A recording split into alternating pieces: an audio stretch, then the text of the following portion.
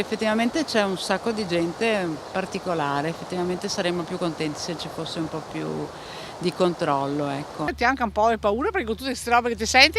Io ho paura, infatti non la faccio più, sono sincera. Sulla pista ciclabile lungo il Meschio, fiume di Vittorio Veneto, non si cammina più tanto sicuri. I cittadini sono allarmati per la presenza di persone che appaiono poco raccomandabili. Preoccupazioni avvalorate dai recenti episodi di violenza e di inciviltà. L'ultimo episodio, una ragazza aggredita da un giovane marocchino residente a Miane, che è stato denunciato. Nel momento in cui si è vista aggredita è stata rapidissima nell'estrarre una bomboletta di agente urticante che ha spruzzato negli occhi dell'aggressore. Ha incastrato l'aggressore un referto dell'ospedale di Vittorio Veneto. Questo è sicuramente l'indizio più schiacciante, questo improvviso problema agli occhi che lui ha fatto verificare dagli organi sanitari.